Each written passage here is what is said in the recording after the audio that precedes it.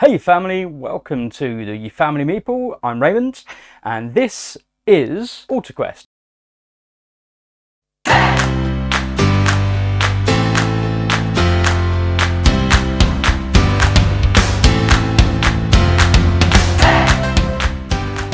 Now hopefully the picture quality is slightly better, and hopefully the sound quality is slightly better as well. So what I'm going to be doing is playing through the recommended first scenario using the one of the simpler base box characters. I'm going to play through the whole of the quest. So the quest we're going to be playing through is the search, and we're going to play in Rowen Loflin. So I've got Rowen set up down here. So I've got my deck of cards that have all been shuffled, but I will shuffle them again. Oh, in fact, I need to get rid of some valleys and shuffle those in as well. So let's get rid of those. This is from when I last had a playthrough and a practice. So I shared that here on this channel. And that was just really trying to clarify in my mind my understanding of the rules, making sure I was doing things right, things like that. So I didn't get any comments, so I think I'm about there and good to go. So we're going to start off basic, simple, and then we'll work our way through. We've got a number of quests that are available in the box, in the base core box, as well as 4 characters we can choose and play through. I've played Loflin and the priest. I'm thinking it's Cedric, but I think it's almost Cedric. So I've played those characters, and then I've played through the Frox, as well as the Frox are the kind of the pig men. So here's a picture of those dudes. So this is what we're going to be up against today as our enemy. Take that back, as well as then their warlord chief, Bolx the Belch Lord. So we've got their main card set up and out and ready to go. So that's Bolx. So here he is. Oh, he's a little painted glory. Green screen. Really not liking lots of green. Who'd have thunk it? Okay, so, and then we've got various search cards, quest cards, everything set up ready to go. So let's come down to the table and have a look at our adventure. So, the search, the story for the search. Very small writing. So, quick setup. Since their appearance, the altars have attracted more than just power-hungry schemers and vile monsters. Legendary artifacts that have remained hidden from the world for centuries are also drawn toward the magic that emanates from the altars. It is a common belief that all relics and enchanted weapons were originally empowered by the hidden altars. You cannot leave these items to be found by evil forces. Okay, so we have set up ready to play this quest, and what we need to do is we need to search and discover and find 2 halves of the same relic or weapon or what have you, get it to the altar, imbue it with power, and then get out of the dungeon. Survive. Okay, so in every game we have a random altar, so let's shuffle those up and see which altar we'll be playing with this time. So I'll just flip it over. Oh, it's the same as last time. Come on, I'll flip over the top card. Let's have a look at the Storm Altar. Let's have a look at the Storm Altar then.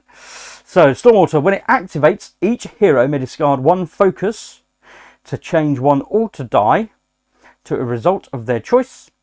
Each hero in the altar's room may move 1 enemy in their room up to 3 spaces, and if there is wind in the air, then each hero with no focus suffers 1 damage. Each enemy also suffers 1 damage. Okay, an interesting mix. And I have my little flip card guide to remind me of the abilities. So I'll just pop that there. So we've got the abilities. We've got might, agility, charisma, which was the purple one I was struggling with last time. We've got fortitude, willpower, and intellect. So they are the characteristics that we are playing with on our character Loflin. So we've got those represented here on his card. There we go. Might, fortitude, agility. That was charisma, intelligence, wisdom. There we go. So these determine the number of dice that I'll be rolling when I have to make a check against those particular abilities. So it would usually be some kind of resist or a search or some such. Okay, and we've got his trusted items. So for Loflin, we've got the Trapper's Rope. So as an action, I can exhaust one minion within range and place two progress on one trap within range. And if there is earth in the air, then I can exhaust that earth to place my figure in any space within range of 3. So I can basically do my Indiana Jones piece and loop onto the ceiling rafters and swing across the dungeon. So that's great. And then he also has his Bowie Knife, which has a range of 1. And as an action, I can do a normal attack with my might skill. Not particularly big, so I've only got a might of 2. Or I can exhaust it if there is shadow in the air. And that will allow me to deal 1 damage to an enemy within range of 1. Okay, so that's how that works. I've got my dice tray for rollings. And we've got some altar dice to roll. So let's roll those. And yeah, my camera does seem to have shifted slightly. So I'm just going to, there we go, pop that down a little bit. That should be great. Okay, so nice. We've got lots of earth. So that would be great to start us off. We've got water. Not so good. Don't want to see the water because that empowers the Frox. I'm just going to move these down here. Hopefully you just see them on the screen. Okay, so they are our altar pool. Okay, so who are the Frox? Let's have a look, shall we? Okay, so hailing from the swamp isle of Grist, the various Frox clans have long history of infighting. These frog-like creatures are bred into violence and seek only to wreck and ruin. Okay, and it also tells us how do the threat tokens work for this particular enemy.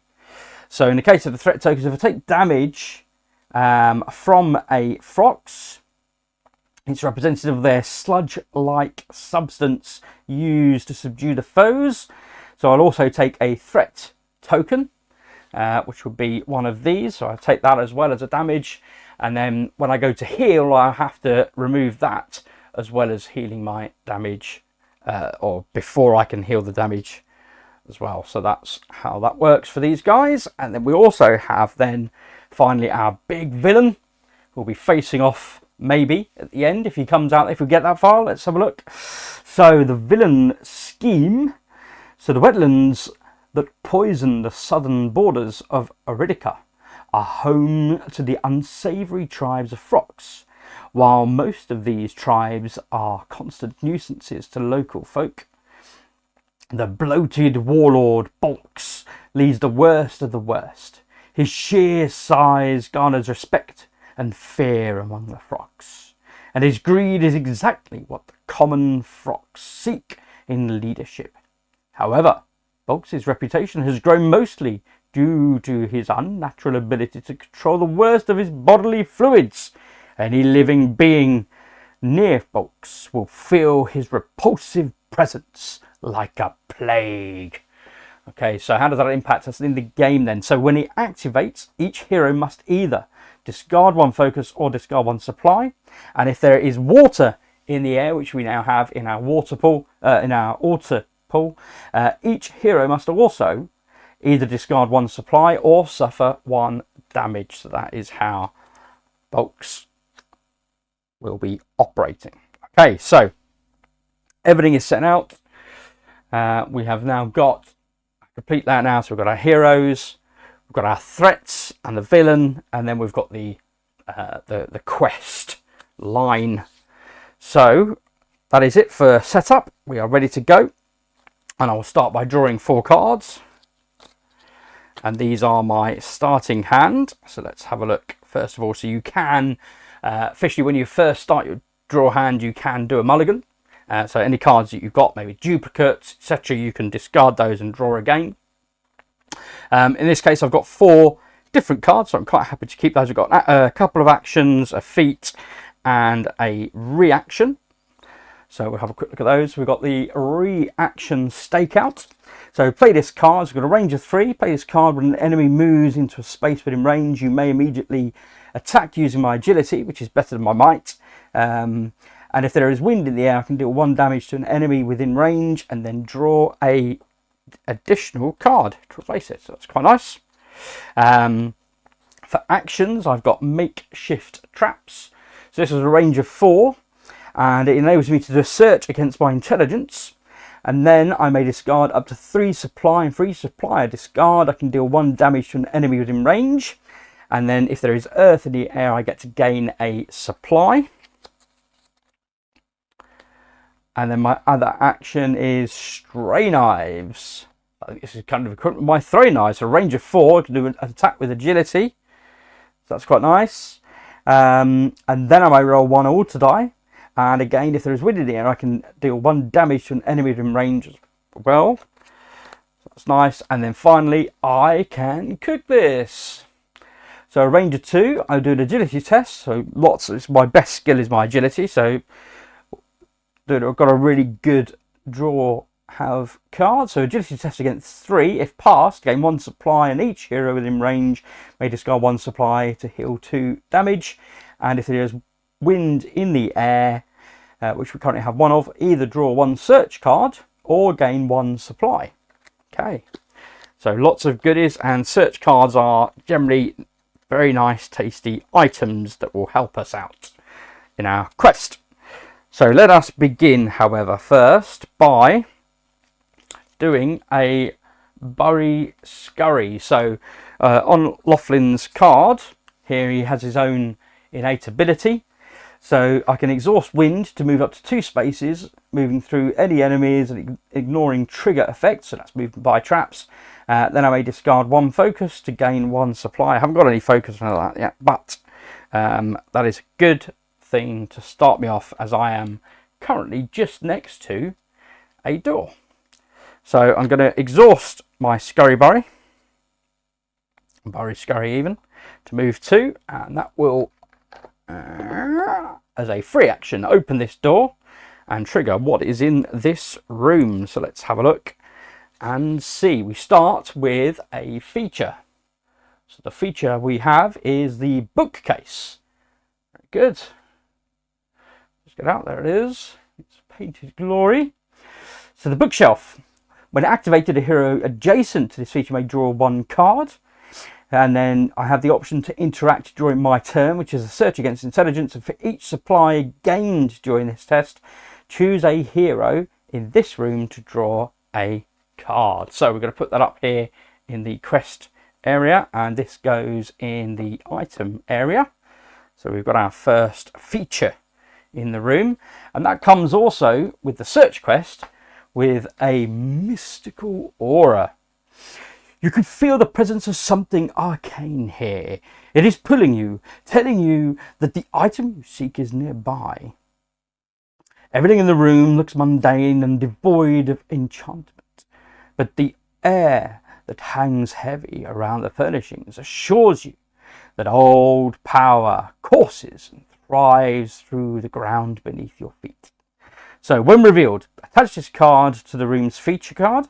Then each hero may discard 1 focus to change an altar die as a result of their choice. Darn, got no focus. Okay, so I didn't get to take advantage of that. And when it activates, a hero may go for a clue, which is in this other deck here, and hopefully find a relic or item that we need to find 2 of, and then find the altar and escape. So that is what we've got. So nothing bad happened, that's the important thing. So that was good, that went well. But something bad will happen now, because we get an enemy appearing in our threat area. So let's have a look. What have we got? We've got muck stakes, and this is the green muck stakes. So I'll just pop that out. And this will appear adjacent to the trap as close as possible to the enemy. That is not good. So let's just have a look at where that's appeared. So this is the feature here, and it is just next to that. And yeah, coming into that room now, I'm going to spike myself. That's great. Thanks for that. Okay, so let's have a look at the muck stakes. So the muck stakes have a range of 1. They need 4 I can't remember what they're called, progress tokens on them in order to disarm them. I can interact with it as an agility task, and then to activate, so when it comes to being in my threat area, when I activate it, each character in this room gains 1 threat token and must do a resist against Fortitude 3. If there are no characters in this room, draw 1 threat card and discard this card instead. So they effectively summon, the muck summons the Frox to the fray. Okay, so trying to think what the interact does. It's a task. I think the interact is me, for each success that I roll, I'm putting tokens on here, and this is where I'm saying about the 4 progress tokens. Okay, so I need to roll the wind because I activated that, and we have shadow in its place, so that's good. I can use the shadow. Unfortunately, I don't have an enemy in range right now, but place a figure in any space within range of 3.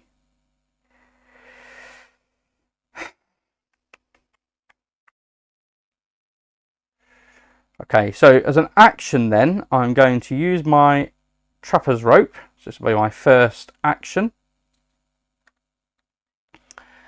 And let's come down here. So I'm going to use, for my first action, I'm going to use my trapper's rope. So I'm going to rotate it to indicate that I've used it.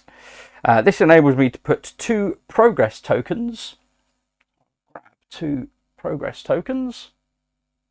They're weird, aren't they? They just disappeared. Quite yellow, actually. And I'm going to put them on the card down here. So they've progressed. Now I'm going to have to move. My fortitude is only 1 because I'm such a small dude. I don't really want to move in range, but I'm not going to have an option. And I'm not entirely sure if I exhaust this to place my figure in any space within range, does that avoid triggers? Don't know. I put that out there to you guys. Leave a comment below. Let me know what you think. Should that avoid triggers? Okay, and I can't open any other doors. You can only open 1 door per turn. So I'm not really left with a lot of choice. I'm just going to have to stomach it. So let's do Earth. So that gives us light. And let us move 1, 2, 3 into the room. Okay, and at the point we move adjacent to that, we do have to take a inflict trigger effect. So I have to roll 1 dice, and I have to get 4 successes. I got a success. Yay! So I only take 3 damage from the spikes as I try and swing past and get kludged. Now it is an inflict, which means I also do have to take a threat token as well. So I will take that. So you can see those on my board now. So we've got 3 damage and a threat token. So when I heal, I have to heal that threat token before I can heal the rest of my damage. But I am now adjacent to it. That does mean I can interact with it as an action. So I will interact as an action. And this is slightly better because I'm rolling 3 dice now. This is my agility. And for each success, I'm going to get to put a progress token on there. So hopefully we'll get rid of that. And up there they are. Look, so two. Sorry, bring that down here. Okay, so we've got 2 explosive successes and a success. We'll roll 2 more dice. So, wow, 5 successes. Unfortunately, no focus, but it does absolutely get rid of that muck sticks. Did not like being stabbed by them as I swang past. And that does get me a supply. So every time you defeat a threat, you do gain a supply. So that's good. I'm just going to pop that now at the bottom of the threat deck face up so we know just to minimise space on the discard pile. Okay, so that's done. And I have exhausted as well as done the action on my trapper's rope. I have got 1 action left. In fact, let's get rid of the spikes. So I can do a search against my intelligence. Bookcase as an interact is also a search against my intelligence. I can do an attack. I can do a test to try and cook something. I can do an attack. None of those are much good. If passed, gain a supply, and each hero in range may hit or 2 damage. Okay, I think I'm going to do that. So I'm going to do a feat. So this is not an action. I'm going to do my I can cook this. So this is an agility test. So I'm rolling 3 dice again. And for each success, I gain a supply. Okay, so 3 successes and a focus. Yay! So 3 successes is 3 supplies. So that's good. 1, 2, and 3. Oh no, sorry, test of 3. So I got the test. So it means I passed. Apologies. So if passed, gain 1 supply, which I've done, and the hero in range may discard 1 supply to heal to. So I will discard a supply that gets rid of this threat token and 1 damage. So I'm down to 8 hit points. Okay, so that's good. I don't have wind in the air, so I can't use the exhaust ability as well, which enables me to search. I'll gain an additional supply, so that has gone. I'll just put that there. Okay. Whoop. Making a right mess. Making a mess. Okay, so that is it for my feat. I have got 1 action left. I can attack something, I can damage something. I can't do any of those. So I'm going to do a search. I'm going to interact, sorry, with the bookcase. And do a search against my intelligence. This is 2 dice. So we have a focus and a success. I will gain the focus and take the. Yeah, I'll gain a focus and I'll take the 1 success, which gives me a draw a card. So because it doesn't specify the deck that I'm drawing a card from, the suggestion from the Facebook group was then I'll be drawing a card from my own deck. So I have drawn Burrow Land Instincts. So this has a range of 5. Enables me to attack using my agility or perform an interact using my agility.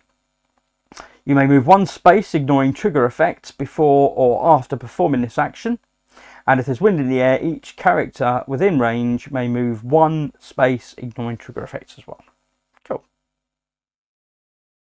Nice. So that goes into my hand. And that is an action. Okay. So I've gained some focus, I've gained some supply. I've exhausted various bits and bobs. And now the threat activates, but there isn't any, so we got away with that, so that's good. So now let us come over to Bolx. Okay, concealing flatulence. Lovely. An event. Each minion gains 2 armor tokens. Thankfully there are no minions, so they've all gone. Each hero with no minion in their threat area must draw 1 lurker card. Boo! Okay, so let's draw a lurker card. That lurker won't act this turn, so I have those put aside just over here.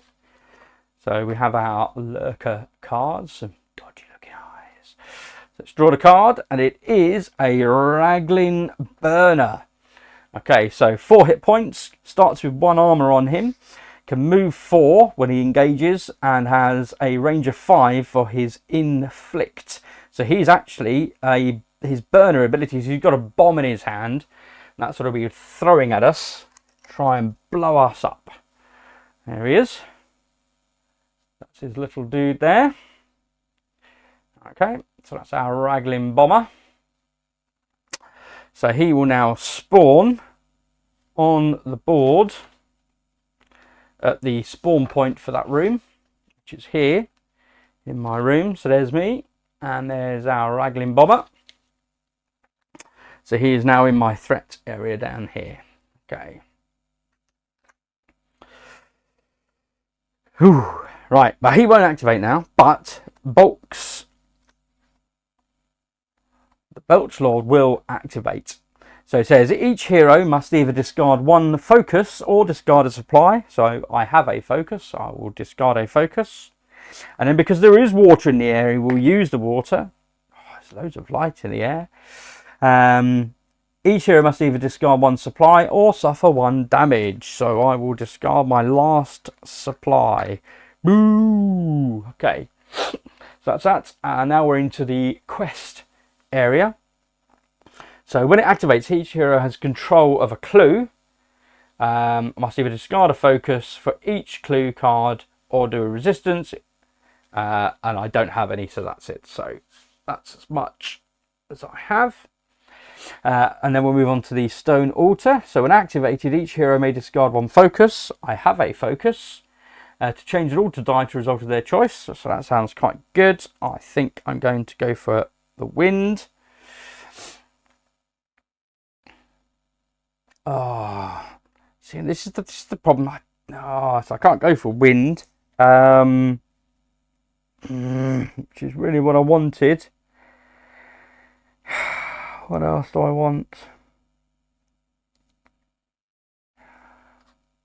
That was really what I wanted. Oh, poopsicles, earth, wind, wind, wind. And we'll go for another earth then. Okay. Each hero in the altar's room we're not. And then if there was wind in the air, because I don't have any focus left, I would have taken a damage. And the enemy would have taken a damage as well. But that's fine. I didn't want to gain the wind and then just lose it straight away. And now the bookcase will activate. So I'm adjacent to the bookcase. A hero adjacent to the bookcase feature may draw a card. So that's good. So I'll draw another card now. So this is just a bury. So this is a feat. I can do a test against my charisma.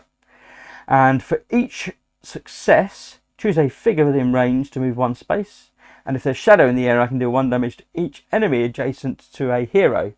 Nice. And I forgot, at the end of my turn, I should have also drawn a card. So apologies, folks.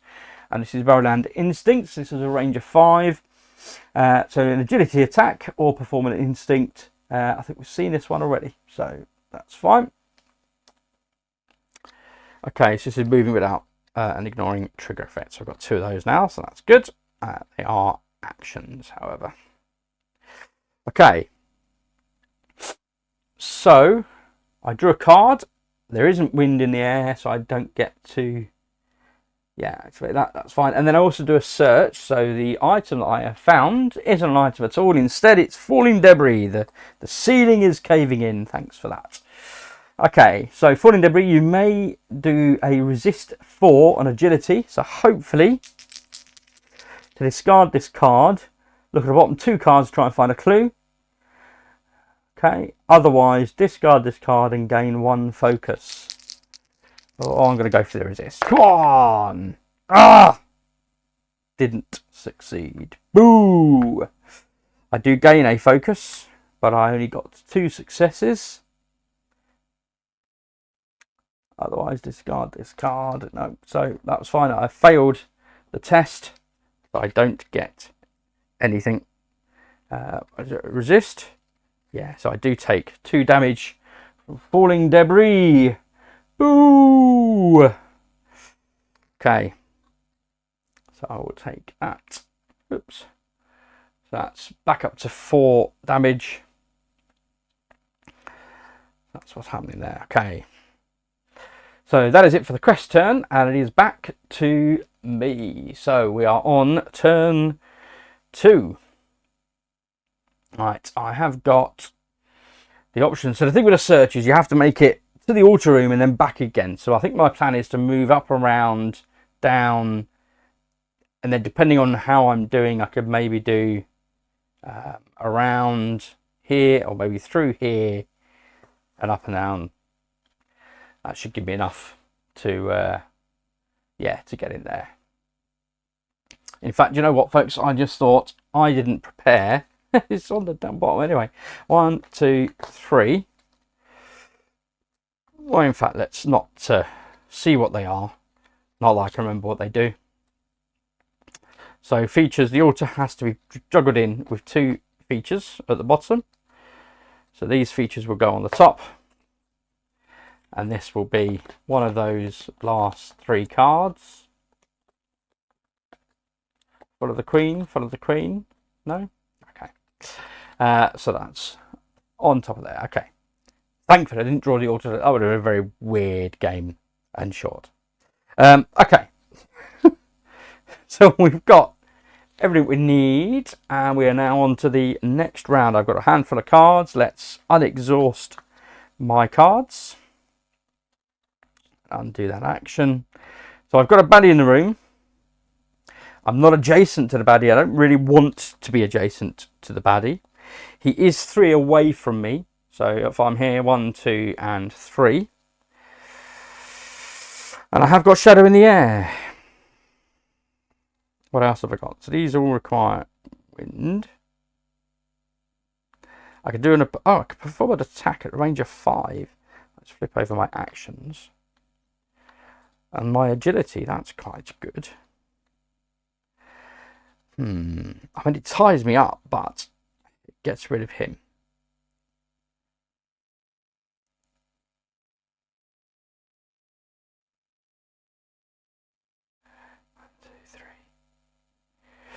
Okay, I'm going to do a feat first of all with my just a bury.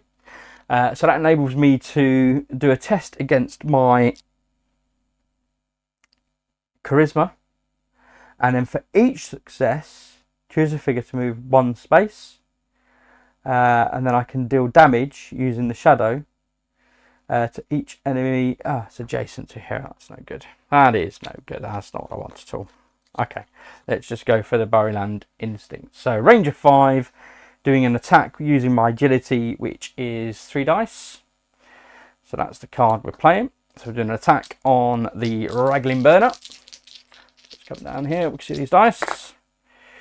Ooh, 3 of. Nice. Okay, so that's 2 damage because he has got 1 shield. So 2 damage get through. So he is half dead. I don't have any wind, so I can't do anything else. You may move 1 space before or after attempting this action, so I will do that.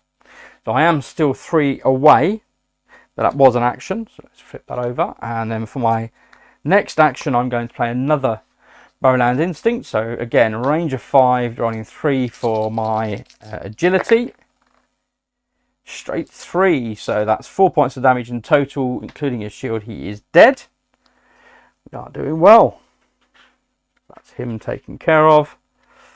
And I may move another space, which will open the other door. So put him back away in my lurker's box. And we have opened the door. Let's see what feature we get. We have mushrooms. We're going to put that in there. There we go. There. All their little painted glory. Beautiful. Okay, so what do we get? The fungal patch. So when it's activated, a hero adjacent to this feature may deal 1 damage to an enemy in this room, and you can interact and search against fortitude, which is not great for me.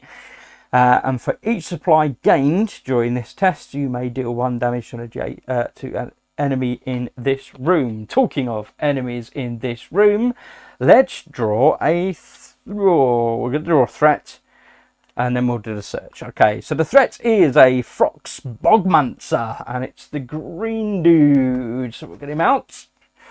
So there's our little Frox Bogmancer. Here he is, from what you can see of him. And he will appear in here. Okay. So he has 5 life but no shield. He has a movement of 4 for engagement. And he has a range 6 when he does his inflict, which is an inflict against intelligence with a target number of 5. So it's quite a difficult inflict to hit. Okay, so those Burrow Down instincts are now all gone. And then we're going to do our search that will get attached. Sorry. Will get attached to the feet. Prepared defenders. Even before pushing the door open, you hear sounds of preparation and battle shouts. The rattle of weapons of armour soon follow. The advantage is lost. However, there's nothing to do but continue on. The search is far from over. So when revealed, attach this card to the room's feature. Each enemy drawn when revealing this room gains 2 armour tokens. Oh, that Bogmancer didn't have any. So thankfully it's a little less impacting, but he now has 2 armour tokens. And then when activated as per usual, you get to draw a card. Clue card. Hopefully a clue card this time. Jimmy deck. Right. So, let's draw a card. Okay, so let's have a look at what else we can do. So we've done 2 actions. We've opened the door. He's now armoured. Ideally, I want to be in there and next to that. I need to put a search token on that bookcase. Apologies, because I did activate it.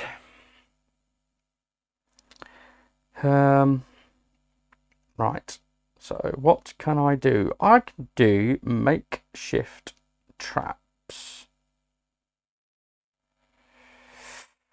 Okay, so again, this is one of my queries with stuff like this. So as an action, I can do makeshift traps.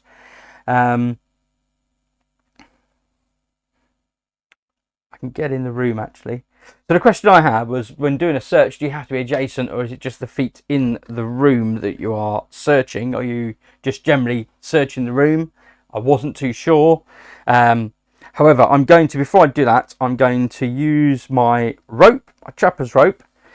I could do that instead of playing a card and just tie him up.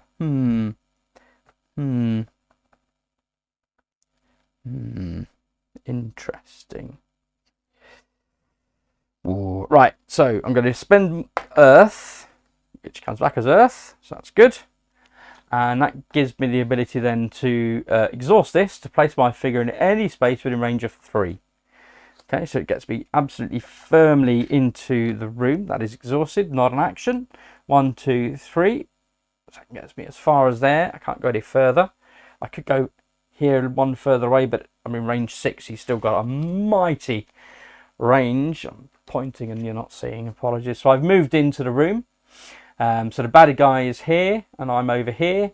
So I could move here, but it doesn't really make any difference. 1, 2, 3, yeah. So you see he's got a range of 6 from here. So 1, 2, 3, 4. I'm not going to get any further than that. But that's exhausted.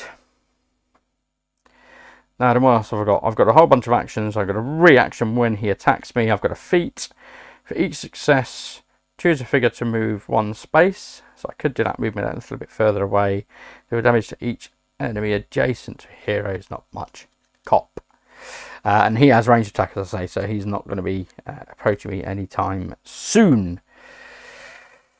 So I think the last action I have, my best bet, therefore, will be to... I forgot he had a armor 1. I should be... No, I can't remember if I've suffered those or not now. Anyway, right, there isn't wind in the air. Place your figure in any space. I've done that. I can exhaust 1 minion using this action. And that means he can't attack me. So I'm going to do that. I'm going to go for that. So I'm going to use my last action to activate my trapper's rope, which means I can exhaust him. So on the threat's turn, he'll get to unexhaust and stand back up effectively. And that's as much as he can do, but it's also now as much as I can do. So, threat turn, threat will stand up. That's it, that's him done.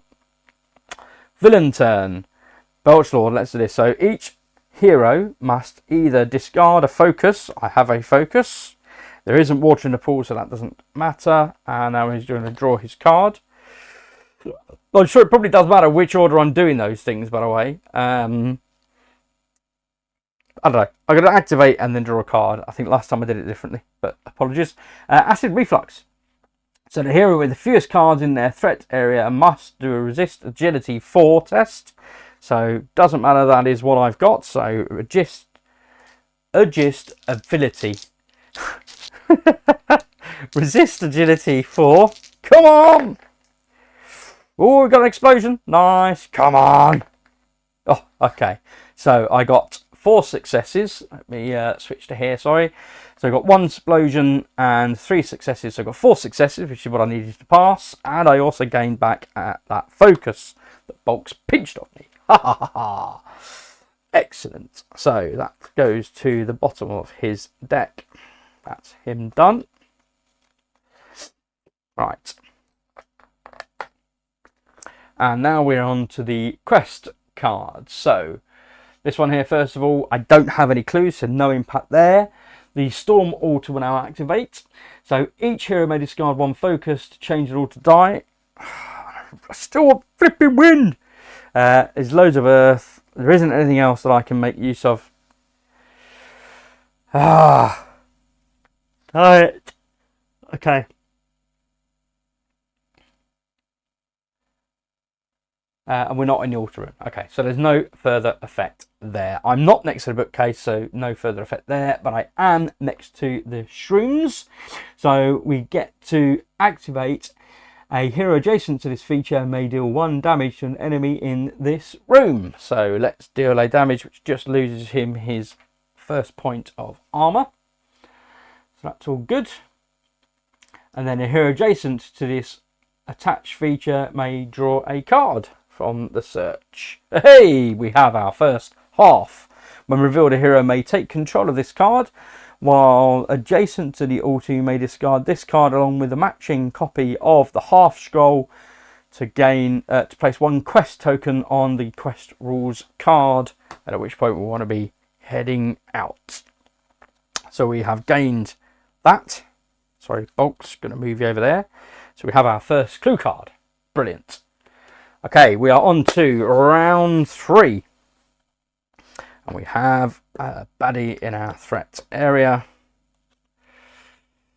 And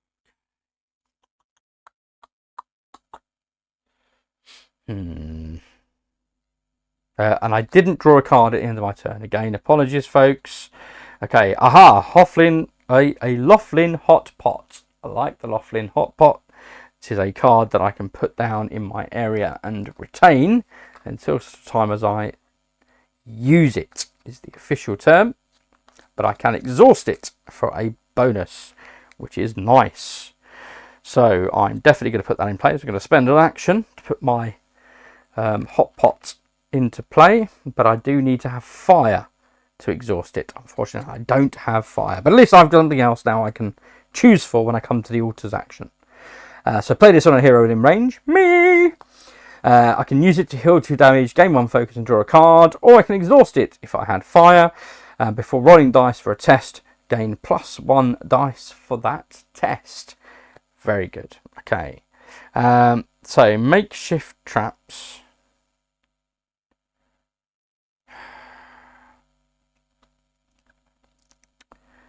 Stray knives, attack.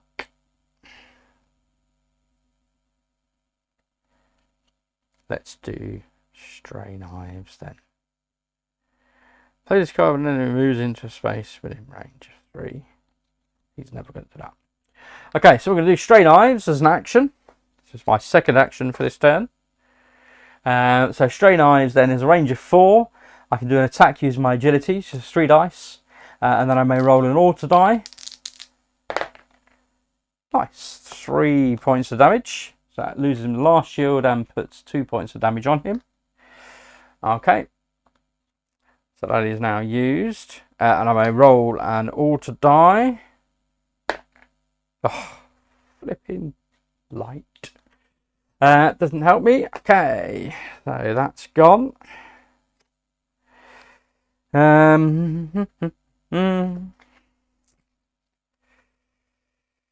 have got air. Place your figure in range of 3. Okay, let's press on, shall we, folks? Hey! We got some fire. Nice.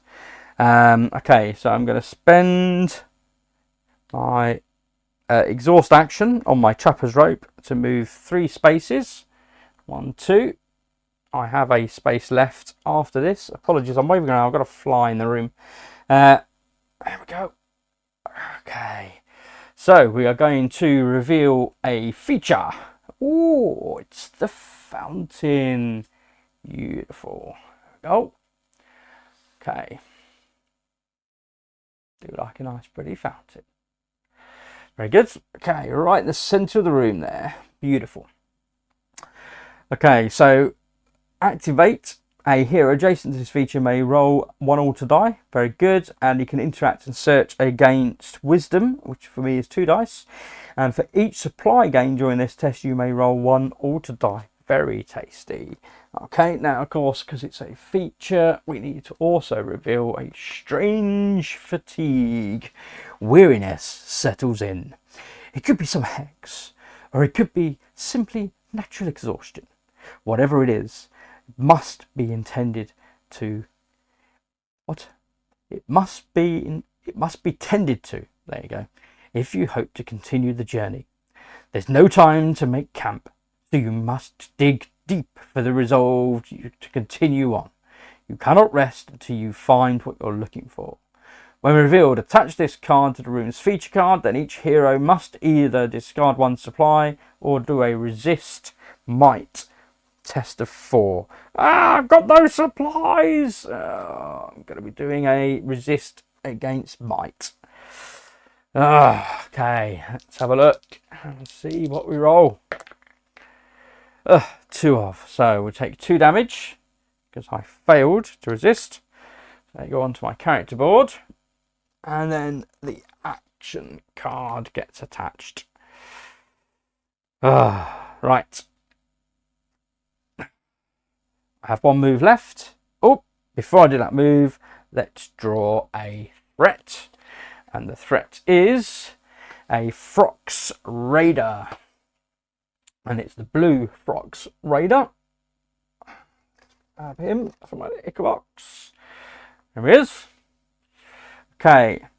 So he has 1 shield, has 6 health. Ouch. A movement of 5 when he engages, and a range of 1. So he will be doing close combat with his machete choppy with teeth attached. Activate is to move and do an inflictor test of 5. Ow. If unable to engage, if unable, then it will move again and then gain an armor token. And if there's water in the air, he'll do an inflict against fortitude. Not a nice dude. So he appears in this corner over here. Flip back to up. Okay, so I'm here. It's the door we just opened. There's a fountain, and this little dude's just popped in. Just popped in to say hello. We can go away. Right. What to do? What to do? I have 1 action left. I have a bunch of cards in my hand.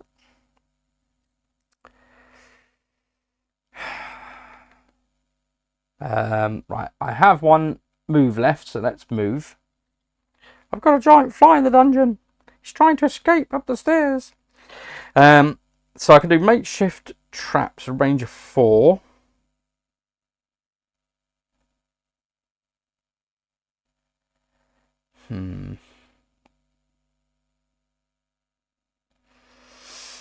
With intelligence rather than wisdom, it makes little odds. But I can also gain a supply, and I can use my hot pot as well because there's now fire in the air. So I think that's a good option. Okay, So I'm going to use my final action then to do makeshift traps. So I'm going to do a search against intelligence. I'm going to exhaust my hot pot and roll this fire. Woohoo, for more fire. And I get to roll an extra dice. So I'm now rolling 3 dice for my test against intelligence. Oh, I feel smarter. Okay. Ooh, lots of focus. 2 successes. So I'll discard 1 focus to make it 3 successes, and I'll gain 2 focus back. So that's how that works. So I gain 3 successes, and I'm doing a search against the fountain. So I'll put a search token on the fountain. And that means I get to re-roll. Do I get to re-roll or choose? So I get... Oh, so I've got 3 supply. Because there are no search tokens on there. Well, there were no. There are now. There is a search token on it now. And for each supply gain, which is 3, during this test, you may roll 1 alter dice. Nice. So I definitely don't need the light. So I'm going to get rid of those. I can use shadow from an adjacent. Do I want to retain shadow? I don't know.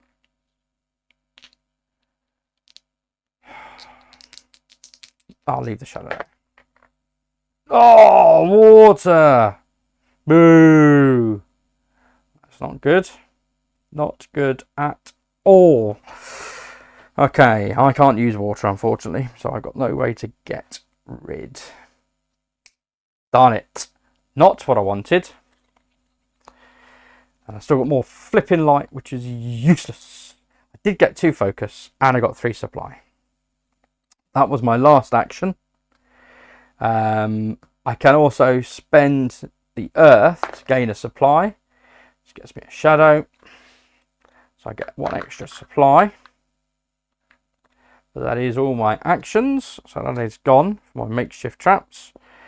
I have a feat.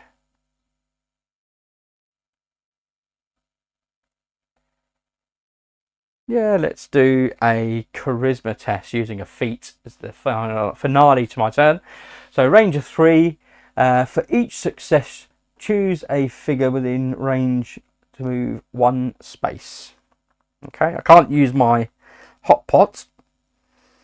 That's fine. So let's have a look. I'm rolling 2 against my charisma. 2 successes. Very good. That's gone. So 2 successes. Now I only need to move 1. I can move here, and that enables me then to roll shadow. Thankfully not water. To deal damage to him. I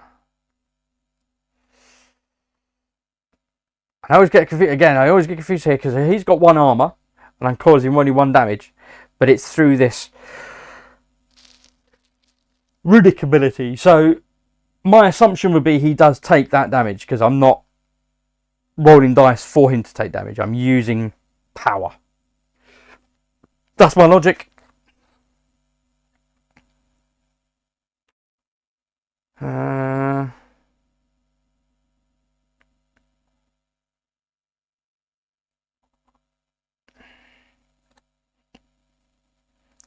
Or do I want to do that? Do I want to do that? Well, I've rolled it now, so I will do that. Okay. So it is what it is, folks. Them's the apples. Okay, that is it. That's all of my... So end of my turn, I'm going to draw an extra card. Borrowland Instincts, nice. So that's extra attacks. We like extra attacks. And I'm adjacent to the fountain, which we all want to be. And it's now the baddie's turn. So threats, first of all. So the Frox Bogmancer, who I left behind in the Shrooms room. Shrooms room? So he's going to do an inflict with range of 6. I'm not in range, so he's therefore, if unable to inflict, he's going to engage, which is a movement of 4. 1, 2, 3, 4. He's coming. And roll 2 non-water dice in the auto pool. I guess they're my choice. Oh, Earth and Shadow. Okay, that's fine. I can use those. That's not a problem. Okay. And then gain 1 armor token. Boo! Right. So that's him done. And now the Frox Raider. He will engage, so he doesn't need to move. And he's going to do an inflict 5 of might. So we're basically tussling with one another. I've only got 2 dice in might. Oh, 2. So I take 3 damage. Oh, 1, 2, 3, 4, 5, 6, 7, 8, 9. I am 1 point away from death. I had not realised that. And I've also now got a threat token. Methinks me got to do some healings. Oh dear, that's not good at all. Oh, and then this guy over here, before he did that, he's now going to do his inflict and spend that water. Thankfully not more water, and he's going to do an inflict target 4 against wisdom. This could be over, folks. Come on. Explosion. Do you know what you can spend? I'm going to spend a supply to enable me to roll an extra dice. Oh, I've got to spend 2 focus to survive that. Wow, that is a lot. That was painful, folks. I've got 1 hit point left. And now it's Bolx the Belch Lord. That is not good. So each hero must discard a focus or discard a supply. Have to discard a supply. And then there's no water in the air. So now we will draw his extra card. Toxic Tactics event. Each hero must either discard a supply or do a resist 5 against fortitude. With a fortitude of 1, I think I'll discard a supply. Wowza. Okay. Gosh, folks, I have a feeling I might spend next turn just healing up. Okay. We are now into quest. Do I have one of these? Yes, I do. I have to discard a focus for each clue. I don't have any focus, therefore I have to do a resist against intelligence. A resistance of 3. I've only got 2 dice. Oh, I'm going to use that last supply and make it 3 dice. Oh dear. Oh, 3 successes and a focus. Wow. This is stressful, folks. This is stressful. I've used all my supply. Oh, I'm trying to survive. Okay, Stormwater activates. Each hero may discard 1 focus to change an altar die. No. Am I in the room with the altar? No. Is there wind in the air? No. Okay. We are then going to move on to activating the fountain. I may roll. A hero adjacent may roll an altar die. Okay, we've got plenty of shadow. More flipping light. And I may try and take a clue. Oh, it's the half scroll. Fantastic. So we have now got the 2 halves of the relic. We just need to find the altar and get out the dungeon. That's the plan, folks. Before I bleed to death. Okay. Right. So that's it. We are now on to round 4. Okay, and I've got 2 enemies hot-tailing me. Where do I want to go? I'm thinking... What am I thinking? I'm thinking I might shoot down to this here. Is what I'm thinking. Activate whatever's in here and I've got to shoot out to here. there'll be a baddie come from there. Okay, let's go for that. I drew a card in the turn. It was an attack. Do I want to attack? I don't know. Do I want to heal? Quite probably. Right, so my exhaust cards are gone. Right, I have heat. I want to use that to do something worthwhile. Is it worth it trying to attack him? Gain a supply if I win. Still no wind in the air. I can move 3. Okay, let's do this. So I'm going to exhaust my trapper's rope. So I'll come down here. So I'm going to exhaust my trapper's rope. That enables me to roll earth or shadow and move 3. 1, 2, 3. Okay. Clearly, I was hoping. Is it worth trying to roll all the dice? Don't really want to get water. That could absolutely be a travesty. Okay. I need to flip my actions back over. Okay. Is it worth me then trying to maybe it might be worth just exhausting him?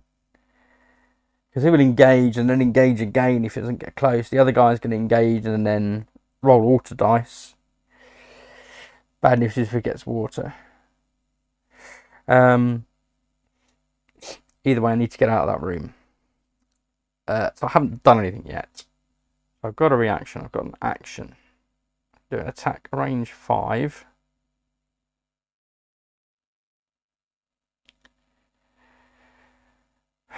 Move 1 space.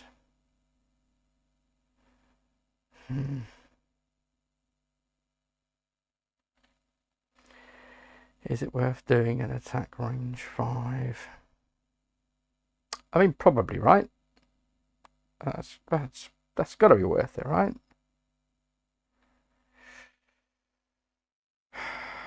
What did I move? I moved. Okay. Right, I'm just going to move him back here and I'm going to exhaust my knife because I happen to be stood next to him and roll a shadow die to deal 1 damage to him. Another shadow die, thanks for that. But it does deal 1 damage to him. Okay, and then I'll move the 3 using my rope. And then I'm going to do my Bowland Instincts, a range of 5, and I'm doing an agility test. And I'll use my flame. There! Yeah! Awesome. So I get to run extra die. So that is exhausting my hot pot. So I'm doing 4 dice attack on the Frox Raider. And we've got 1 explosion. Okay, 1, 2, 3, 4. Less 1. Let's see, 1, 3. Yes. 3, 4, 5. Okay. It's not quite as much as I wanted. That's for sure. But I did just gain 1, 2, 3 focus. So I'm nearly maxed. In which case, let's spend that focus so I gain 2 focus instead. And kill him. Yes, that is a much more sensible option. Okay, he is dead. So that was well worth the Bowland's Instinct. But I'm not quite done with that yet. So that's in my hand. Whoop, Bowland's Instinct. So I can now spend the wind. Each character in range may move 1 space. No, that's fine. I'm not going to spend that wind. That can go because I can use my Bury Scurry instead and activate that to spend the wind. Not what I wanted. To move up to 2 spaces, moving through enemy triggers. Then I may discard 1 focus to gain a supply. I think I will do that. 2 spaces, activating that room. I'll discard a focused, gain a supply. Whew, we are opening the next room. We have an upside down piece of furniture, and this is the desk. So that's a shame because everything would just fall off it. What a mighty mess. Eh? There we go, my nice little painted desk. These are light to paint, I have to say.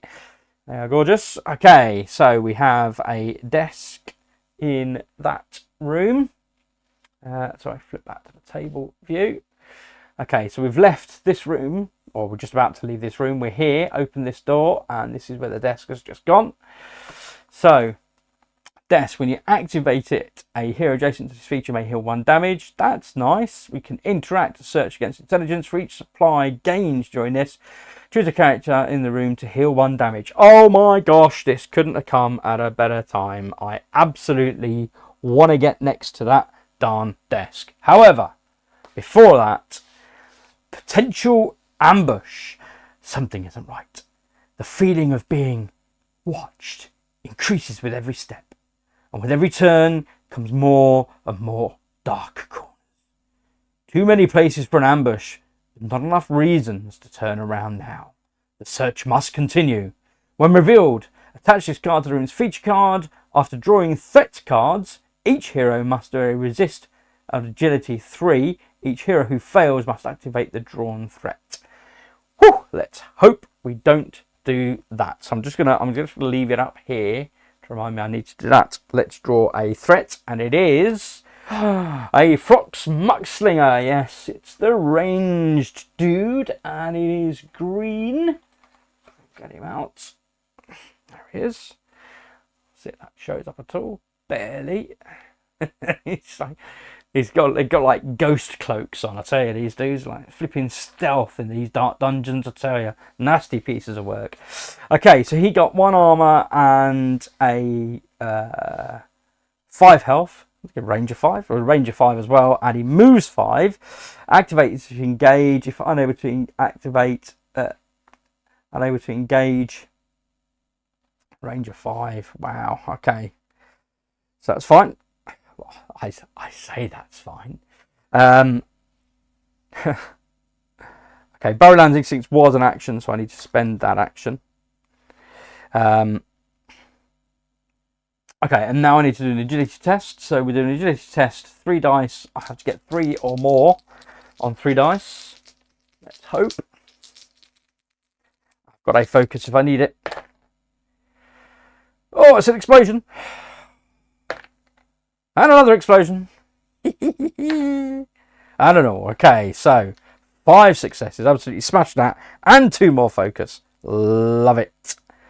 Okay, good. So he doesn't activate, and I am ready for action. Okay, let's pop that over there. So I absolutely need to go and engage that desk. What have I got? How can I move? So you can always move up to 3 spaces. You don't have to play a card to move. Obviously, it's been in my interest to play cards to move. I can just absolutely use 3 spaces now to get me into that room. 1, 2, 3, and next to the desk. I think that is absolutely worth it. Is that what I want to do? I think so. I think that's what I want to do. I think that's what I need to do. Yes, I think it is. I've got a reaction card, nothing else. I don't know what I'm looking at that for. Okay. Oh, but it does put me in range? Maybe nearly close. Okay, so then my last action, I can interact. And I can't do anything else. Can I do anything else? No, I can't do anything else. He's gone. He's dead. He's dead. What was he? He was the blue dude. Let's put him back in there. At least I got one of them. Okay. Right, I've got no other means to move. So I'm absolutely going to have to. And that's only got a range of 3. So, okay. 1, 2, 3. So that's my second action, is to move into there. And then my third action will be to interact with the desk, which is a search against intelligence. There's no search tokens on there, so 2 successes. Beautiful. We have now got a search token on there, and we get to supply.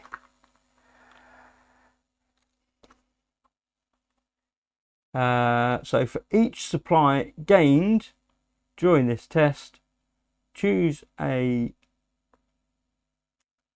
character in the room to heal 1 damage. So I healed 2 damage, but I have to get rid of a threat token first. Whew, so I've got 8 hit points down. I've got 2 hit points left. Really could have been better. Really could have been better. I think I'm going to have to use my hot pot if I've got any chance of surviving. So that enables me to heal 2 damage and to gain a focus and to draw an extra card. It's an action. And that is now gone. No more hot pot. Boo! That's right. I've used up all the fire in there. That's just burnt itself out. And I don't have any actions left. So that is it. So at the end of my turn, I will draw a card. It is a feat. Too little, too late. Maybe. We'll see. Okay. So that is in my threat area first of all. So the Frox Bogmancer will do an inflict within range of 6, nowhere near. Therefore, he will now, if I'm able to inflict, engage, which is a move of 4. 1, 2, 3, 4. And roll 2 non-water dice in the dice pool. Yeah. Well, hopefully, maybe. Maybe not. Ah! Do I have a chance to use that stuff?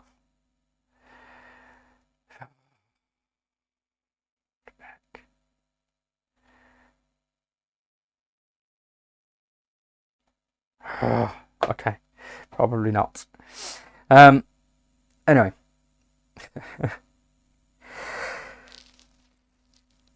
That was all exhausted. He did that. And then gain an armor token. So he's got 2 armor now. So every time I'm leaving him around, he is arming himself up, but he's not getting very far. So that's positive for us. Apologies. Let's flick back here. Okay, so he's moved from this room. He's now in this room, and he's heading towards us over here. What's that? That was freaky. It's like I had something tickling my foot. I don't know what that was. Freaky. That's what that was. Freaky. Apologies. I'm completely distracted there. Right. Move that. So he's done. So now we're going on to the Frox Muckslinger. He has a range of 5. 1, 2, 3, 4, 5. He is not quite in range. But he will engage first and then do his inflict, which is agility at least. 1, 2, 3, 4. I mean, I don't know what the rule again. I'm confused. So comment below, please. Let me know what your thoughts are. Does this guy just move until he is in range? 1, 2, 3, 4, 5, or would he move his full movement and then do an attack? What do you reckon? I think he would move until he is in range. That helps me, of course, because it does mean I can then come into this room here. So it is maybe me playing it a bit. I don't know. But I think it's logical that they would move until they are in range and then they would take their attack. So he's doing a flict, a test of 4 on agility. I have got an agility of 3. I will spend a supply to give me an extra dice. So I'm rolling 4 dice and I need 4 successes. I have got 4 focus. What have we got? 1 explosion. Okay, so I got 3 successes. I will spend a focus to make it 4, which gets me what I need, and then I'll gain another focus back in its place, and no loss there. So that's him done. Unfortunately, he has this guy has also got water. He'll do an inflict 6. He's not in range, but I believe he must do it. So wind in its place. Okay, that's good. No more water there. Okay, now moving on to the villain. So Bolx will do his. Each hero must either discard a focus or spend a supply. I'll discard a focus. And then his card is Noxious Presence. Dude. Okay, each hero must do resist Fortitude 3. Each hero that suffers damage from this must either discard a supply or suffer 1 damage. Is that in addition to? Each hero that suffers damage, yeah. Flipping heck. That's gnarly. Discard a focus for each clue. I've got 2 clues. I can afford the focus. So I'm going to spend my 2 remaining supply. So I can roll 3 dice on Fortitude.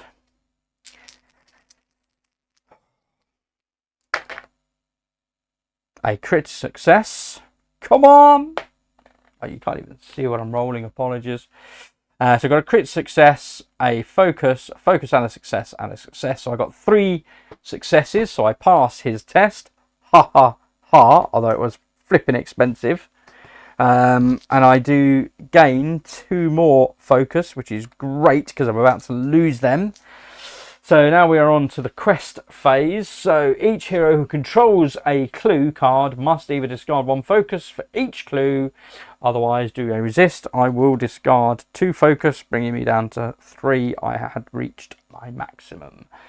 Okay, the altar. Each person may discard 1 focus to change an altar die. Do you know what? I'm quite happy with those dice. I'm happy to leave them as they are. But there is wind. Oh no, each hero with no focus suffers 1 damage. Yes, I have focus. Beautiful. Each enemy suffers 1 damage. Now, it doesn't say in the room. So my assumption would be this is every enemy. Again, comment below. Let me know your thoughts. Is it just in the room? Is it anywhere? I mean, my understanding is this is the power of the altar influencing the dungeon. That's what's happening here, folks. Okay. I am still adjacent to the alchemy desk. Therefore, activate a hero adjacent to this feature may heal 1 damage. Beautiful! Means I am back to half-life. Nice. And then I can also do a search, but I can choose not to keep the card. It's a broken shard. I don't need to keep it because I have the 2 halves of the scroll. That's as much as I need. When adjacent. No, I'm not there yet. Okay. Need to find the altar, folks. So that is it for those doings. We're on round 5. Okay. So let's refresh. We have lots of good juju in the air. Runes. Let's use them. Okay. This is my hands. I got a reaction, which I don't need to worry about. I got Strain Eyes, so I can do an attack with range of 4 as an action, which I'm also not worried about. I'm worried about that? No. And I can do a feat to move. But, do you know what? Better than that feat to move, I can spend some juju. So let's exhaust my Burry Scurry to enable me to move 2 spaces. Air in the air. 1, 2. That opens the next room. Let's see what we get. So we have the new feature. Ooh, the mystical mirror. Awesome. There we go. There is the mystical mirror. Okay, so that appears just by the door. Activate. A hero adjacent to this feature may gain 1 armor token. Nice. And I can interact and search against my charisma. For each supply gained during this test, choose a hero. It's room to gain an armor token. I'm now going to cover up the bookcase because I don't think I'm going to be going right down to there. And for the quest, makeshift vault. The enemy's vault lies ahead. Motivation surges through you, knowing that answers must be at hand. What you seek is valuable, and here is where valuables look to be kept. Now it's just a matter of finding out just what exactly the enemy values. When revealed, attach this card to the room's feature. Then each hero who does not control a clue may move up to 3 spaces. Darn. Okay, that's fine. No bonus for us, but that's fine. We are not fussed. So we can get some armor tokens. I'm not really worried about the armor tokens, but we do need to draw another threat. And that threat this time is another Muckslinger. This time it is the yellow Muckslinger. So let's draw out the yellow Muckslinger in his shadow camo, of course. You can see straight through them. They're invisible. Sorry. Okay, so he appears over here. Let's just point out. So I'm here. I've just opened this door. The mirror is here, and the Muckslinger is here, poised, waiting, pointing at the door, waiting to attack me. Here he is. Look. So there's me, the door, the mirror, and the Muckslinger. That sounds like a book title, doesn't it? Lion Witch and the Wardrobe. The door, the mirror, and the Muckslinger. There you go. Copyright that. All right. So we've got a Muckslinger. Number 2. This is what a colour matter, folks. Colours matter. Okay. So that was not an action. Fantastic. Right. I'm going to use my earth to exhaust my trapper's rope. This gives me more wind. Sorry, folks. Place my figure in range of 3. Okay, 1, 2, 3. So I'm heading down, hopefully towards the altar somewhere down here. Okay, what else have I got? Just a bury. I can't reveal another room. Do I therefore want to try and attack him? Is the question. I am 4 away. He will attack me at range. So I can do stray knives as an action, which enables me to attack him rolling my agility. And then I may roll an auto die, and then I can also do 1 damage to an enemy within range using my wind. So let's do that. Okay, so we're doing a range attack with 3 dice. Come on! What's he got? He's got 5 health and an armor. I've got no more supplies to add. 2 crits. Beautiful. Come on! 3 successes and 2 focus. He has got an armor. No, that's fine. I'm going to spend 2 focus to do 5 points of damage, which becomes 4 points of damage. But then I'm going to spend the wind to do 1 extra point of damage. Flame is in the air. Excellent. So he is dead. Gone. Nice. Which means I gain a supply. Beautiful. Forgot about that. Tasty. He's gone. You did not survive long at all, my little Frox. Much to my glee. Okay, so that has enabled me to do that. Do I just want to stay there? That was 1 action. I mean, I could do a search against the mirror now. I can search with charisma. I guess I may as well. It's an opportunity to get more supply, so I think that's wise to do. So let's do an interact action against the mirror, which is what I'm next to. Whoops. Over here. So Frox has gone. I'm next to this mirror. He'll be able to charge in here, but c'est la vie. Okay. Flipping heck. Okay, I got 1 success and 2 focus. That's fine. Okay, I gained the 2 focus. And the 1 success puts a search token on the mirror. So that's on there now.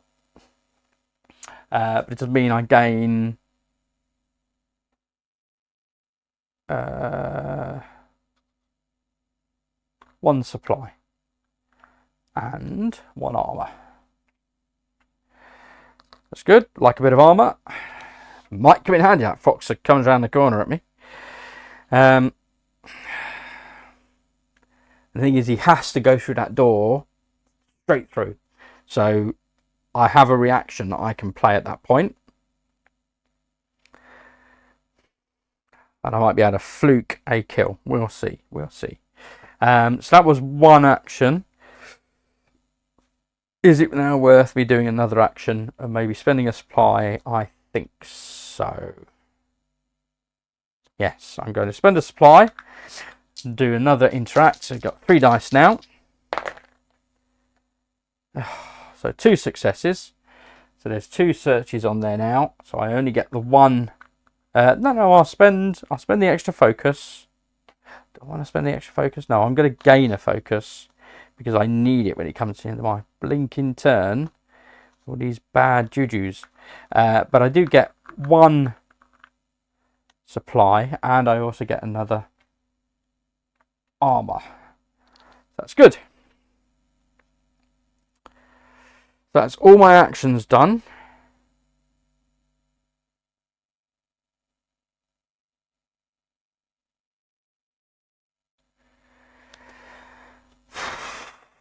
That's fine. I'm going to leave him there. Okay. Yes, I will leave him there because I'm next to that.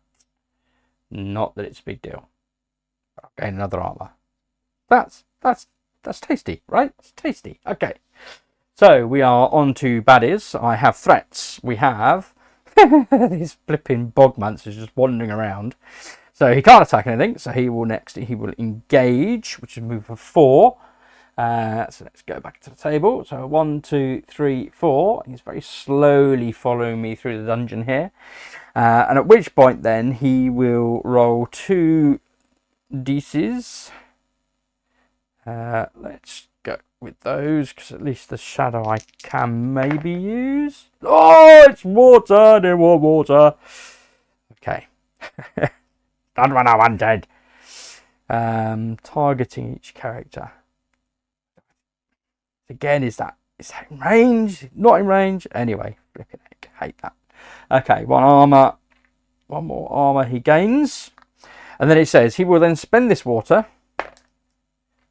wind, to do an inflict 4 targeting each character. But again, this is one of the things that it's like, does he need to be in range? What's happening? Anyway, so it's wisdom 4. I'm going to take damage. But I have got armor. I've got 3 armor now, folks. 3 armor. So let's see what we get. Whoa, it's a little bit cocked, but that is definitely explosion. So I've got 2 successes. 3 successes. So I would take 1 hit point. No, in fact, I'll spend a focus. Nah, stuff it. I'll spend an armor. So I've saved against 3 of them. 1 point goes through.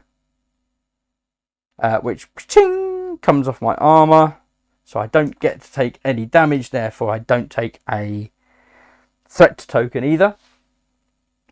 So that as much as that does. And now we're on to the muck slinger, which is in the next room. So he will engage, which is a move of 5. 1, 2, 3. 1, 2, 3. Now I think you can shoot straight through the doorway, because you stood right in front of it. So he can stop there, but when he stops there, I have a reaction stakeout. Haha! I was prepared.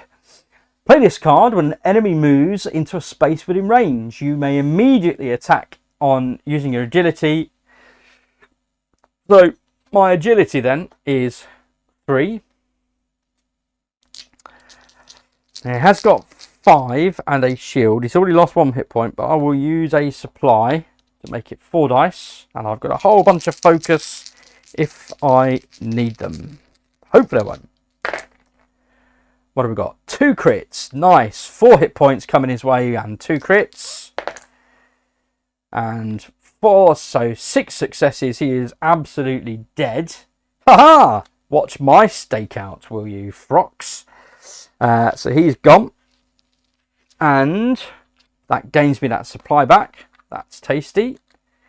And I gain that last focus. So I'm at max focus as well. Do you know what? I can't even remember if I picked up a card at the end of my turn or not. I don't think I did, but I'm going to leave it now. Right. So that was that. And then I did have the option to spend wind to deal damage to an enemy within range, but I didn't need to use it. So that's good. So that's left no water in the pool, which is definitely important. So there, the threats have acted. We're now on to Bolx. So each hero must discard one focus or discard a supply. I will discard a focus because I have 5 of them. Ha ha ha ha. There's no water, so that doesn't impact. And now we have Bolx's card, Concealing Flatulence. Each minion gains 2 armor tokens. Each hero with no minion in their threat area has to draw a lurker card. Now, thankfully, I have got a minion in my threat area. He's miles away. I don't really care about him, but he's flipping tough at the moment because he's now got 5 armor. It's going to be a while before I kill him. Hopefully, I won't have to try. Okay, and now we're into the quest area. So I have got 2 clues that I am carrying around, so that will cost me 2 focus whilst carrying them. The altar then.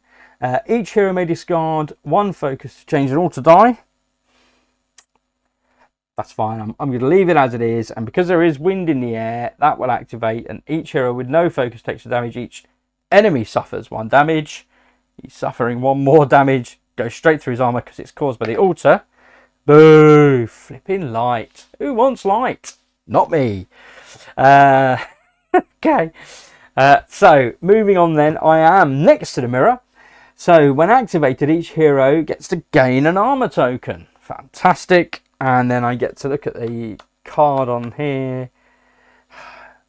Each hero adjacent to the attached feature may draw a card. You know what? I don't need to draw a card. I'm not going to. Might be something bad. I don't want falling rocks falling on my head. I've already had that once. I've got a headache still. Okay? I just want to have this dungeon. Give me the altar and have this dungeon.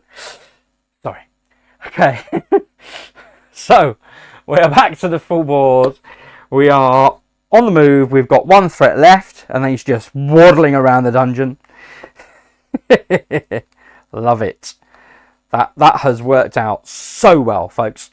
Okay, so let's get rid of those. We are now fully refreshed. We've got 2 focus. We've got half our life left. We've got 2 supply. And we've got a bunch of armor as well. So we're doing well.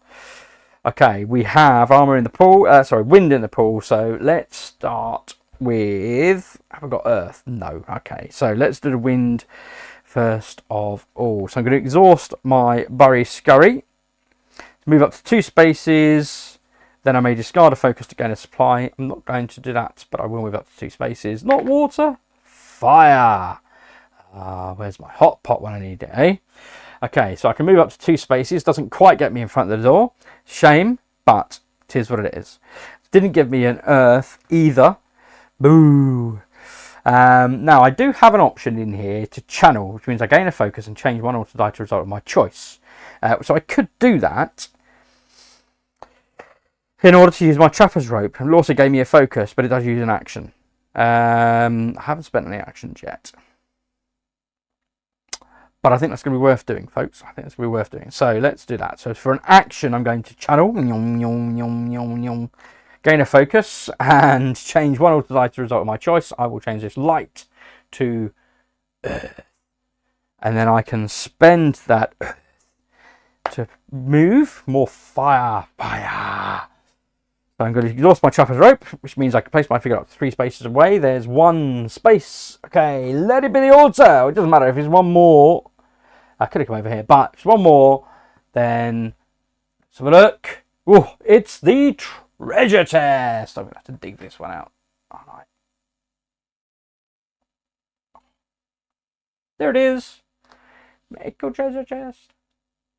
I do love these miniatures. They're so cool. Okay, so that appears in the corner of the room down here.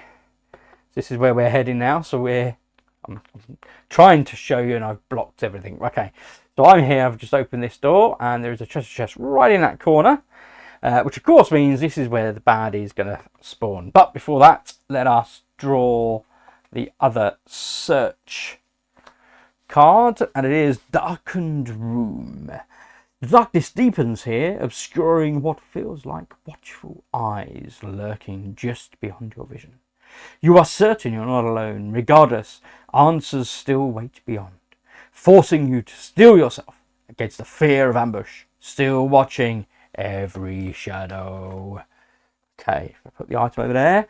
When revealed, attach this card to the room's feature. Then each hero must either discard one focus or draw a lurker card. No thank you, I will discard a focus. Thanks very much. Okay, let's get rid of that. So that is attached to the card. Okay, and now we draw a threat, and the threat is a Bogmancer. Already got one of those left lying around the dungeon. Okay, Bogmancer red.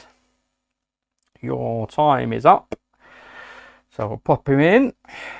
Okay, I won't go over what he does because we've already covered him and he's still wandering around over there somewhere. Okay, so that was our first action, but that was one. What did I do? Gain result, and then I activated this to move 3. So that was 1, and I can move 2 more. I can move 2 more.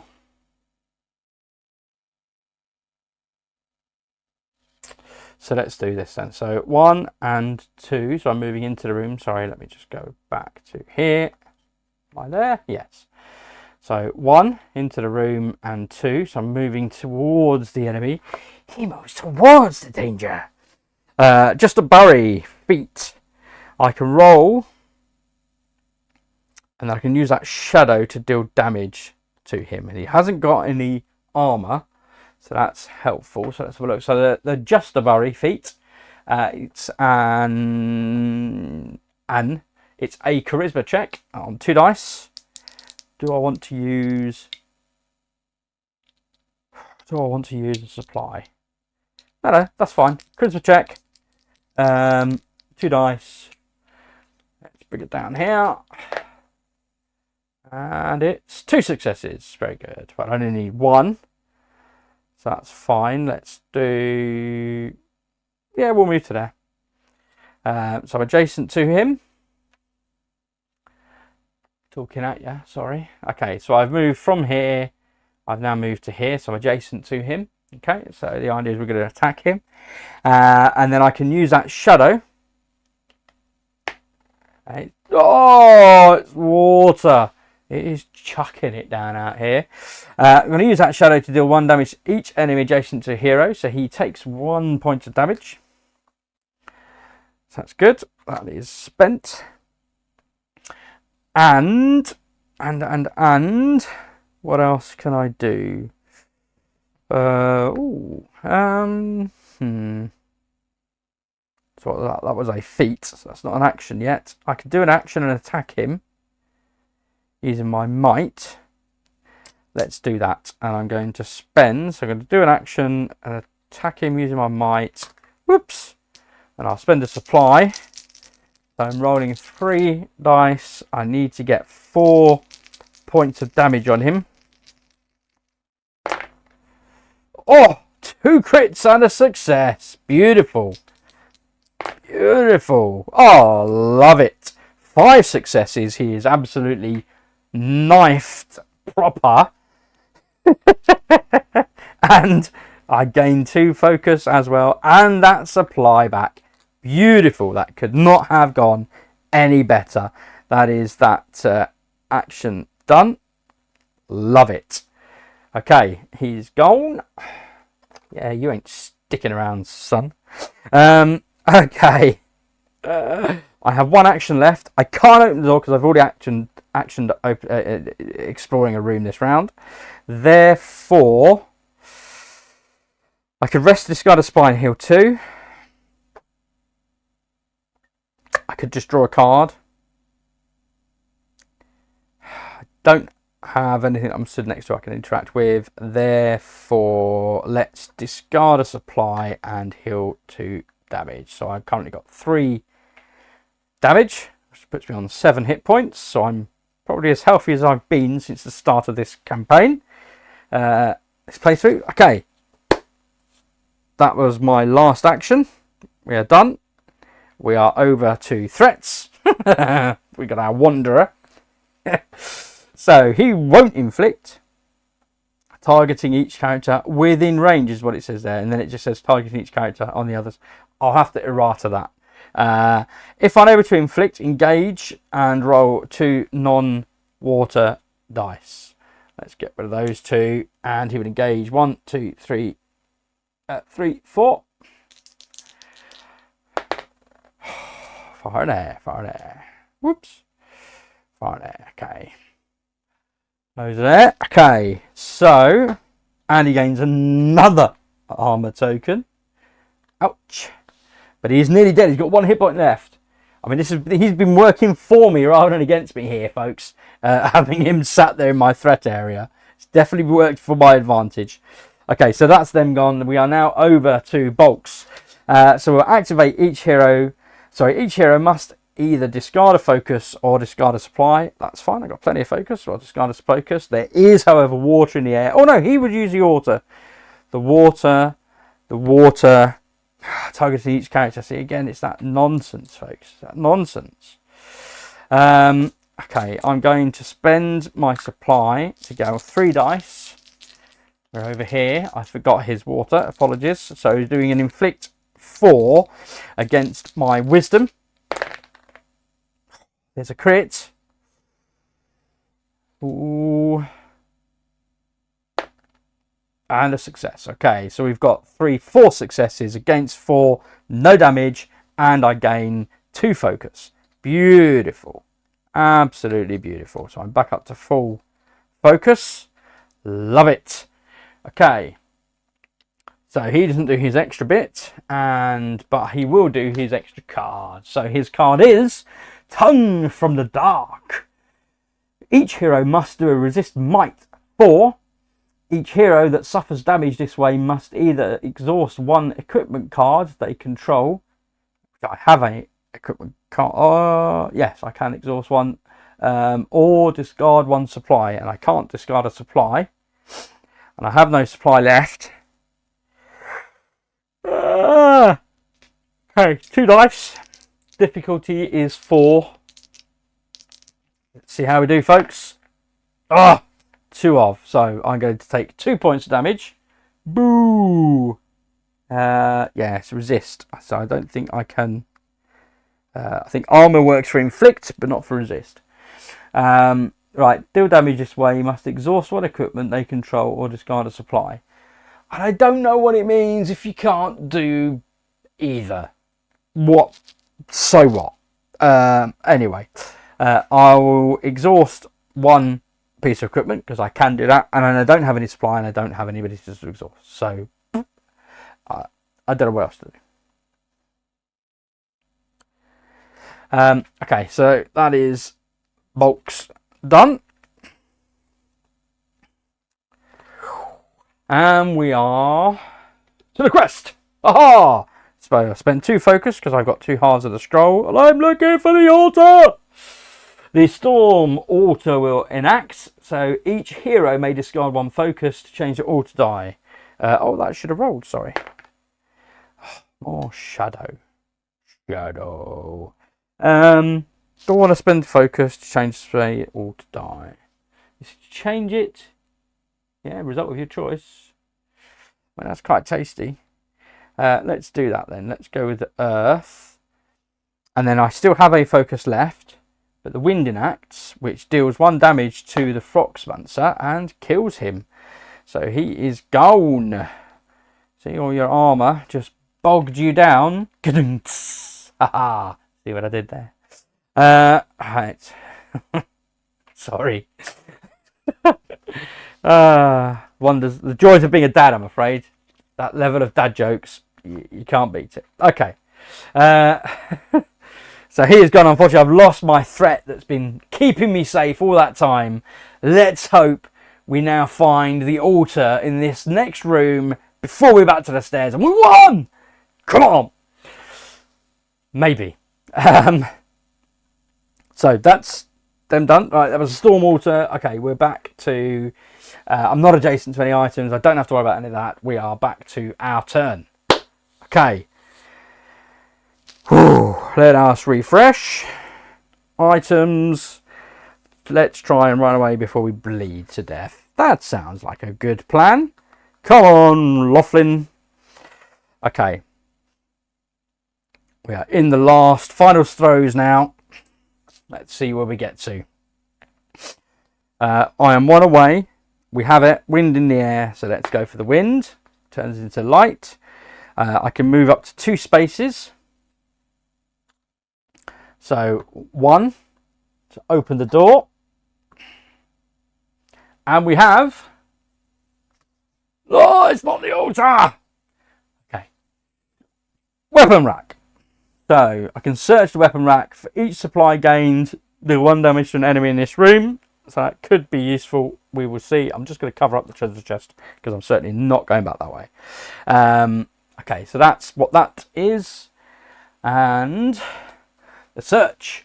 A welcome sight. Stocked shelves. Someone went to great lengths here to stockpile a random assortment of various goods. It's slightly dismaying to see how much it's not useful to you, or not easy to carry, but there are still some usable items. Okay, so we're going to attach that to the weapon stand, and then each hero may place 1 search token on this room's feature card to draw 1 search card. Lovely, let's do that. So we can place a... Oh, I didn't even draw the... Here it is. Here it is, folks. And it is our weapon rack. So that is now in this room. So that will be featured here. We've got a nice weapon rack. I'm going to throw a search token on, which we've done, and we'll get a search card. Let's see what we'll get. It is a potion of willpower, consumable. Get +2 dice when you have to do a willpower test. Very nice. I like it. Okay, so back to our plot. So we've still got 3 actions. We exhausted that to move, but I moved 2 spaces. That was 1, and there is 2. Oops, apologies. I now need to draw a threat. Of course I do. And it is a Frox radar, and it is the yellow Frox radar. So he comes into play. Oh, there it is. There's the crack in the. There it is. There, just there. So he is now in play. Okay. Sorry, mate. You're in my way.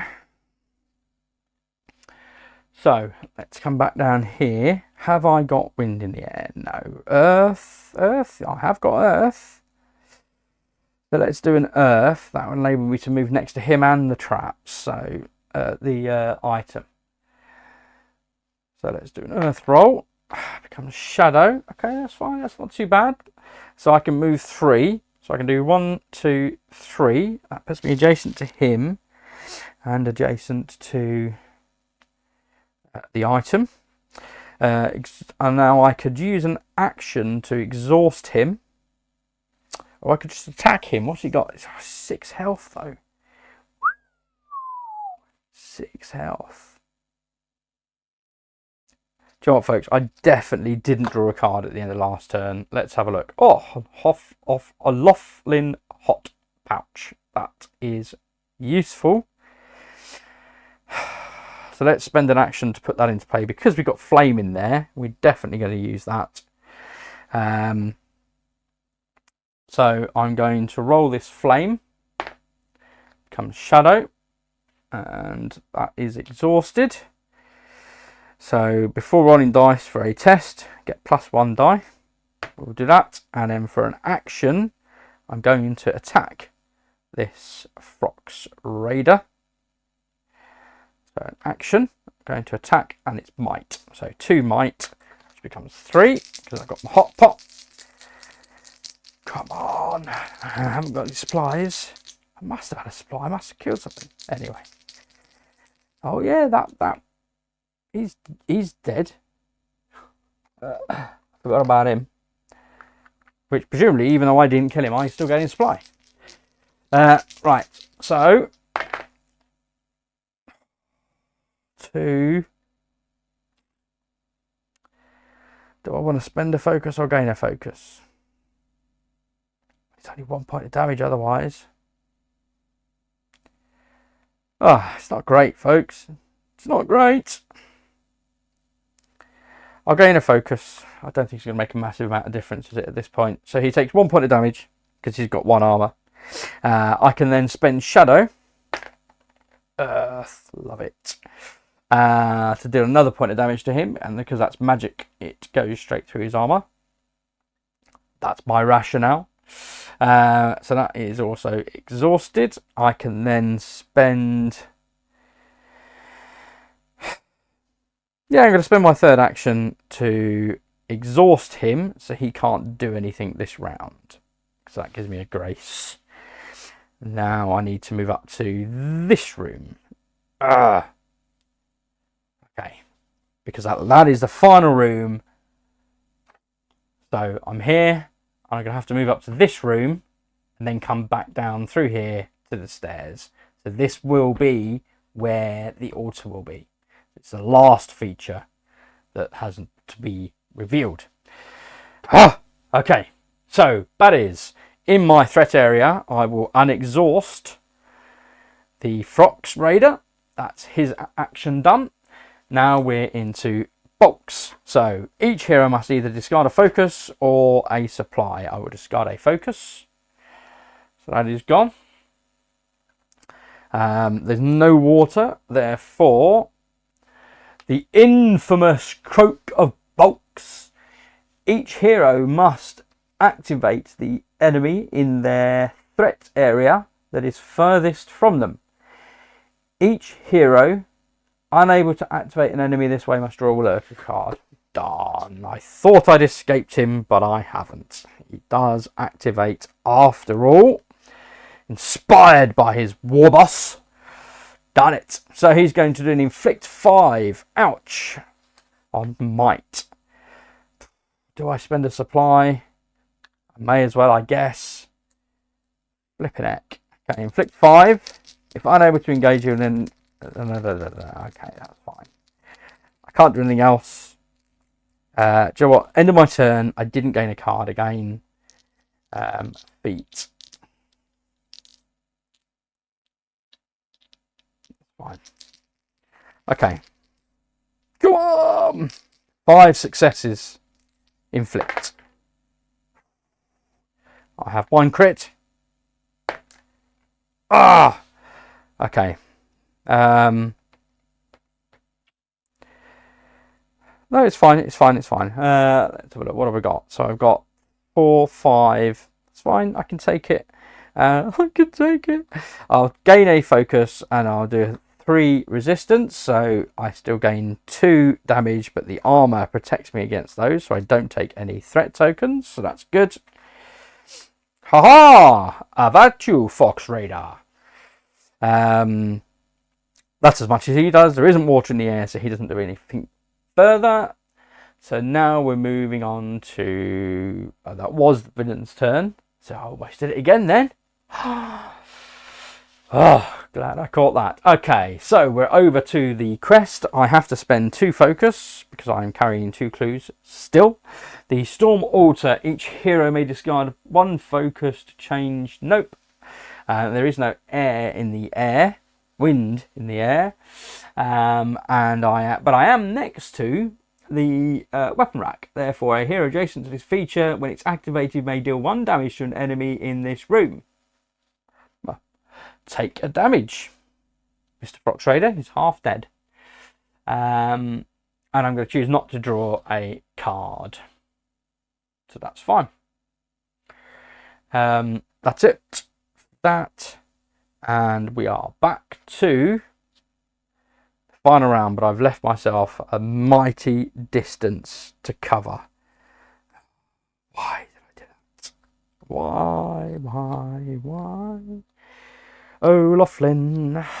Okay. Everything's refreshed. We've got a hot pot. We have got fire. We have got shadows. I could do a point of damage to him. Using that, exhaust that for a point of damage. I could try and attack him again. Is it worth it? It's probably worth it. It does cost me an action though. 1, 2, 3. Yeah.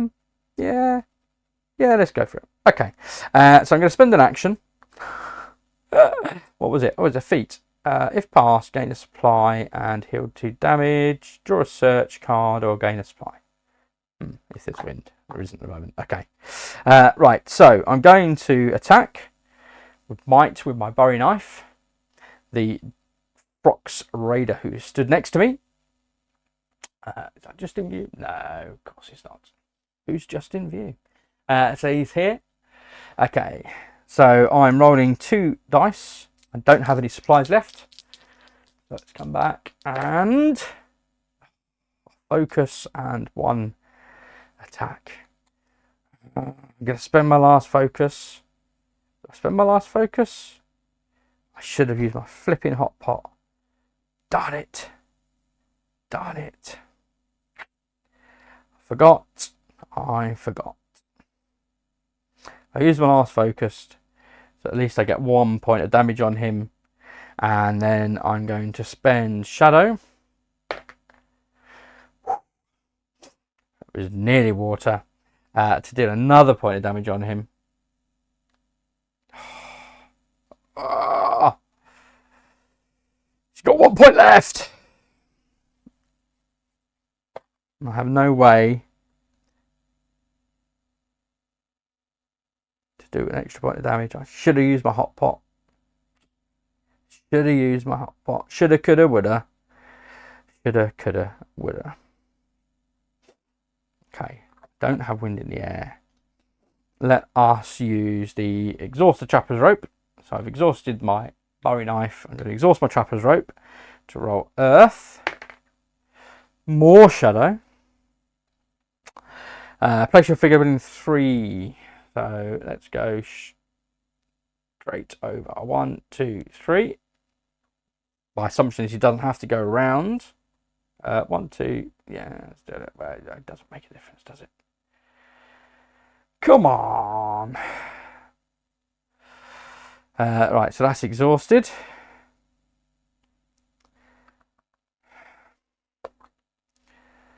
If passed, gain a supply.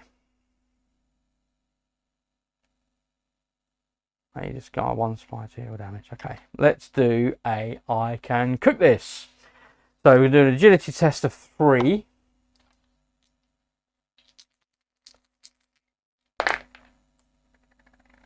Oh, it's a crit.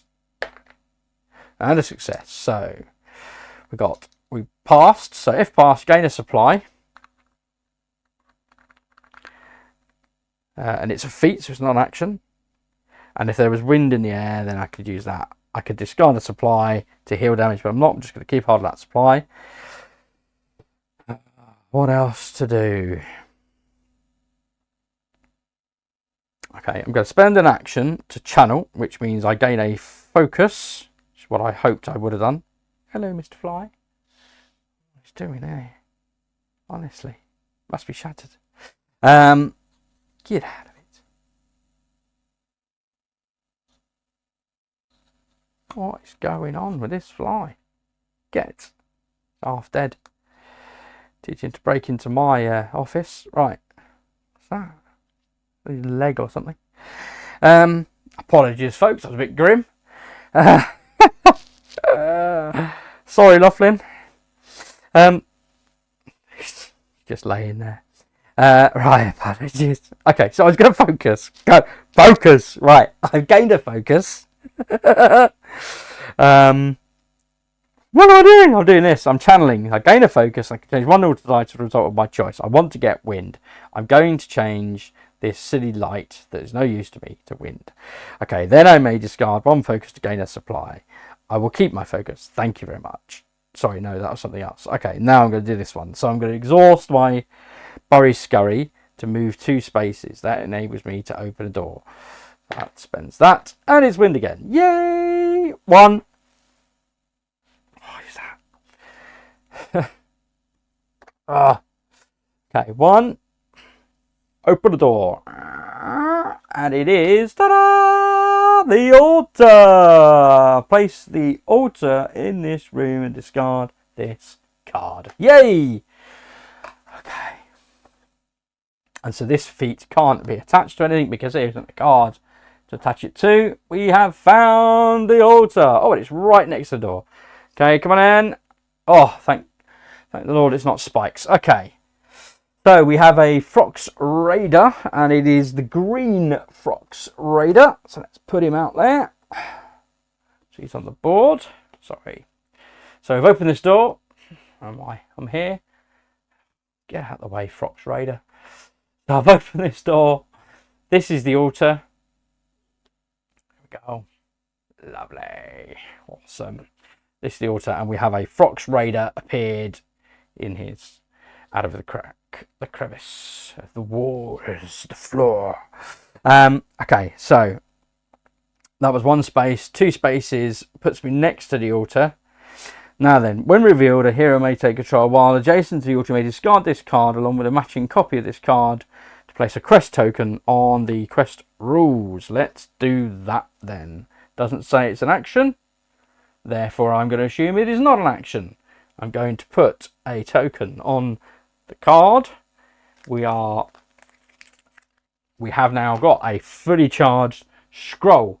Each hero controls a clue card, blah blah blah. If the number of quest tokens on here is equal to the number of players, which it is, each hero must draw a threat card.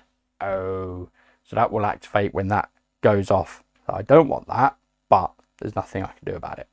So ideally I need to now hot foot it.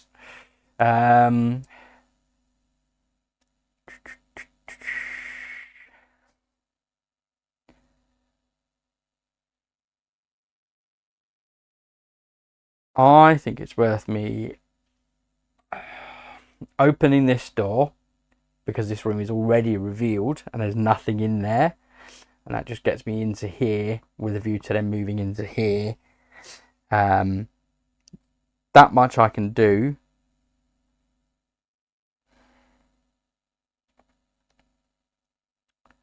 Both of them are melee, so they need to get toe to toe with me. Got a willpower potion, but that's of no use nor ornament, as they say. He's nearly dead. Therefore,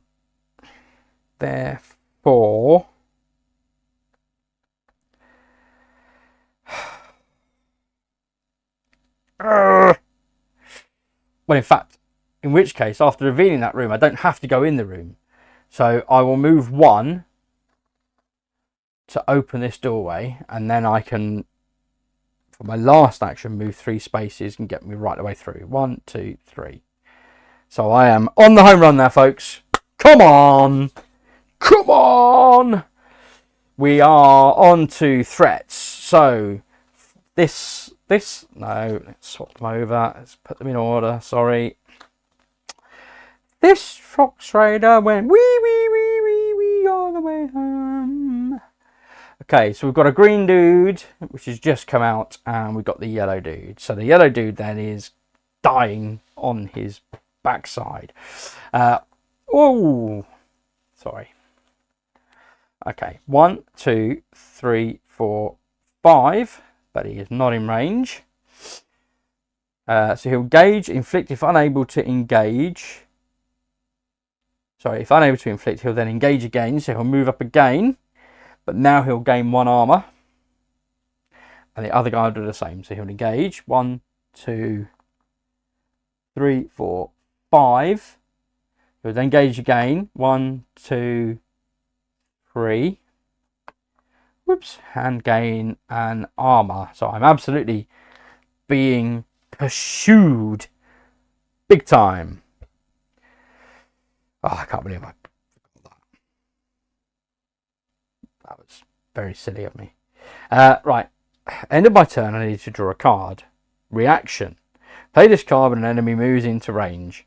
When he moves into range, before he gains a shield, with an agility attack, which is 3, doing 3 points, less than 1 shield, does 2 points, he's dead.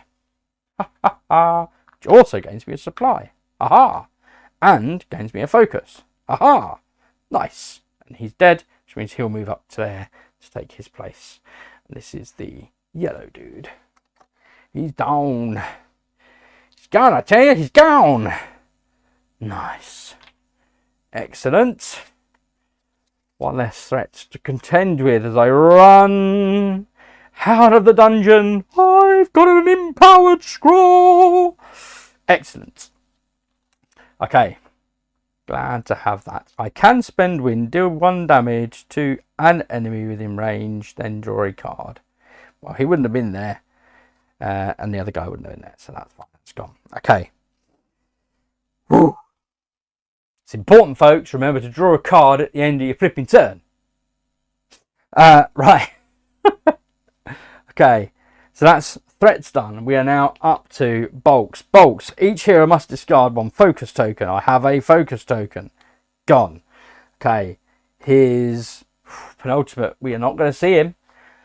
Okay. Acid Reflux. The hero with the fewest cards in their threat area must do a resist 4.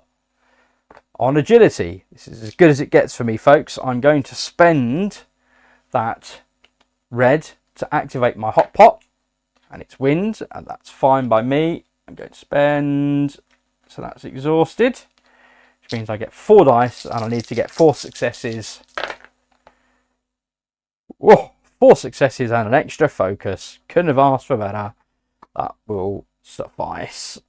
Thank you very much. Okay, that's that done. So that was that. Been and turn done. We are over to the quest turn. Quest says I have to draw another threat card. Boo! Oh, spiky trap. So muck spikes. We've seen these already. That was our first room that we encountered. So this is the blue set of spikes. There we go. With their invisible spiky tops. So this will appear in the threat area of the room that I'm currently in. So this is me here, hot footing it into the stairs, and this has appeared over here. So next to, as close to here as possible, adjacent to the items. So that puts me right in range. Thanks for that, muck stakes. Okay, so that's now in my area. But it is an agility task, so whatever. Okay, so that was that threat card pulled. I don't have to do anything else over there on the quest side of things. I'm not adjacent to anything or anything like that. So we are back to me trying to run away. That's what we're back to. Let's refresh all my actions and exhaust all of my goodies. And we have wind, but no earth. Darn it. But I can scurry and ignore trigger effects. Then you may discard 1 focus to draw a supply. Nice. But for now, let's do that. So I'm going to exhaust my Bury Scurry to move 2. Oh, it's water. Don't want that. So ignoring the trigger effects. So that's fine. What do I want instead? I want earth. Is it worth me just go? Yeah, okay. Because of where I am now, sorry. Let me come up here. Okay. So I was here. I've moved 2 spaces and scurried past the pits, the muck stakes, the trap. So I've ignored those, and now because I'm effectively home free, I need to get 3 movement. So I could just move 3. So in fact, I will. I'm just going to move 3, and that is me home and dry, and that's me done. And there it is, folks. That is an entire playthrough successfully completed. There was a couple of questions in there. Please have a look at those questions. Throw me a comment. Let me know what your thoughts are. Did I make the right decision? So when an enemy moves, has a ranged attack, and it engages and moves first, do they move as far as they need to get within range and then attack? That sounds logical to me. What do you think? And then there was another scenario I'm trying to think what the other scenario was. I'll watch it back and it'll come to me. Anyway, what I'll probably do is post it on the Facebook forum, and the next video we'll choose a different character, choose a different quest. Let me know in the comments what you want to see. Do you want to see me play two-handed? 2 heroes, playing a different quest at the base game, a different enemy, different villain? Give me your thoughts. Let me know what your thoughts are, what you'd like to see. The idea for me at the moment is very much just refreshing the game in my mind, getting as au fait as I can with all the different cars and components, the flow of the game, really kind of get ingrained back into my sense, as it were. And then I know that there's an ask, certainly, to have a look at what the campaign looks like. My understanding is there is a kind of something of a campaign mode that you can play with the base game. So maybe what we'll do is play through each of the core Bolx characters as singles first, and then maybe have a look at the base game campaign. And then beyond that, there is of course then the actual proper full-on campaign, and that includes not just this map, but it does include encounters as well, which I've got no idea how any of that stuff works. I've not looked at it, so I'm really excited to dig into that, but I want to get these core rules absolutely down first. I'm really happy with what progress I've made in terms of my understanding, and from the last video to this video. Again, please let me know your thoughts. Drop me a comment below. Hopefully the audio's come through a lot better on this. Hopefully the video quality is a bit better on this. I managed to grab a couple of different webcams.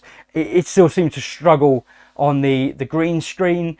I think probably just because the background on these cars is so dark.